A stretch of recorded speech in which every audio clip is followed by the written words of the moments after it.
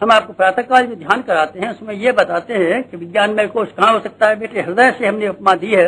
हृदय चक्र, ब्रह्म चक्र को हमने विज्ञानमय कोश का आधार केंद्र बताया है। और उसमें से जब हम आपको अंतिम में ध्यान कराते हैं तो हम आपको ये कहते हैं सहृदयता जागृत, सज्जनता जागृत। ये क्या है? ये भी बेटे एक आदमी की योगाभ्यास है और ये भी तपश्चर्या है। सहृदयता का होना, हृदयवान होना।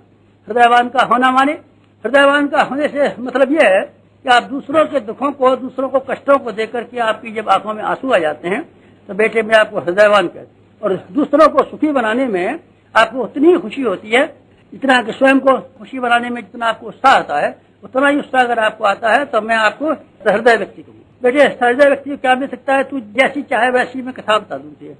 कहे तो मैं पुराणों की कथा बता दूं और कहे तू अभी की बता दूं, इतिहास की बता दूं। पुराणों पर तेरा विश्वास है? हमारा जी थोड़ा थोड़ा है तो चल मैं थोड़ा थोड़ा विश्वास बताता हूँ।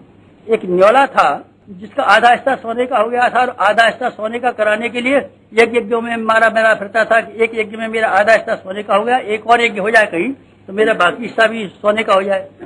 पांडवों का यज्ञ कराया था श्री कृष्ण जी वाला, वहां भी वो न्योला गया, रोने लगा हमारा इस यज्ञ के पानी से भी शरीर नहीं होता है, पहला यज्ञ जैसा मुकाबला दुनिया में कहीं होता ही नहीं है। लोगों ने उसको बुलाया और ये पूछा, अरे न्योले कौन सा यज्ञ था? ये पांडवों के यज्ञ से भी बड़ा हुआ है। उन्होंने कहा एक यज्ञ, उसका किस्सा बताया। उसने कहा एक ब्राह्मण था, 7 दिन तक कोशिश करने के बाद में उस अकाल के दिनों में बड़ी मुश्किल से 4 रोटी का अनाज कमा करके लाया।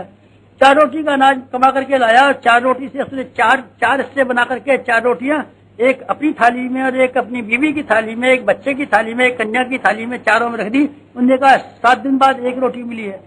उसको एक ख्याल आया क्या हमसे भी ज्यादा कोई दुखी तो नहीं है, हमसे भी ज्यादा भूखा तो नहीं है, कोई ऐसा आदमी तो नहीं है जिसका प्राण निकल जाए इस अनाज के बिना।